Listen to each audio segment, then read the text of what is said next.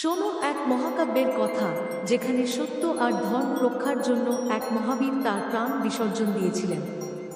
সে মহাবীর আর কেউ নন, শ্রীরামের পরম ভক্ত, গরুড়ের বংশধর, মহাশক্তিশালী পাখি জটায়ু। সময়টা তখন ভয়ঙ্কর। লঙ্কাপতি রাবণ সীতাকে হরণ করে আকাশপথে লঙ্কার দিকে ছুটছে। সীতা মা চিৎকার করছেন, হে রাঘব, হে লক্ষ্মণ, কিন্তু বনের মাঝে কে শুনবে তাঁর ডাক? ঠিক তখনই দূর আকাশ থেকে জটায়ু দেখতে পেলেন বিভীষিকাময় সেই দৃশ্য। বৃদ্ধ হলেও তার রক্ত তখনও গরম, তার বুকে তখনও ধর্মের আগুন। তিনি তীক্ষ্ণ ডানায় বাতাসকে চিরে ছুটে এলেন রাবণের পথ রোধ করতে।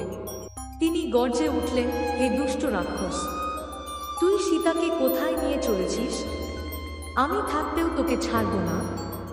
রাবণ হেসে বলল, তোর বয়স হয়েছে জটায়ু, তুই এই যুদ্ধ করতে পারবি না, সরে যা। কিন্তু জটায়ু থামলেন না। তিনি বজ্রের মতো আঘাত হানলেন রাবণের রথে।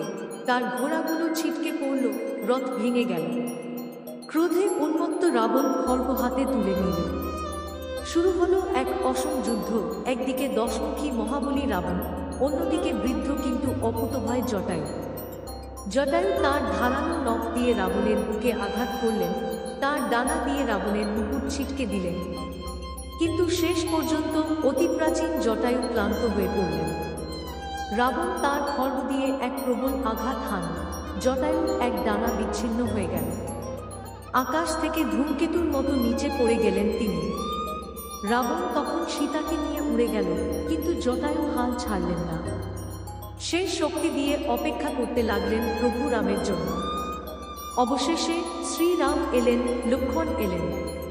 তিনি জটায়ুকে রক্তাক্ত অবস্থায় দেখে কেঁদে ফেললেন, হে মহাবীর, তুমি আমার জন্য, ধর্মের জন্য, মা সীতার জন্য তোমার প্রাণ বিসর্জন দিচ্ছ। জটায়ু শেষ নিঃশ্বাসে বললেন, প্রভু, আমি ব্যর্থ হয়েছি, কিন্তু আমি চেষ্টা করেছি। শ্রীরাম কাঁদলেন, তার নিজের হাতে তিনি জটায়ুকে মুক্তি দিলেন। জটায়ু সেই মুহূর্তেই মোক্ষ লাভ করলেন, ভগবানের কোলে স্থান পেলেন। এই হলো জটায়ুর আত্মবলিদানের গাথা। এক সাহসী পাখির গল্প, যে মৃত্যুকে ভয় পায়নি, যে অন্যায়ের বিরুদ্ধে রুখে দাঁড়িয়েছিল।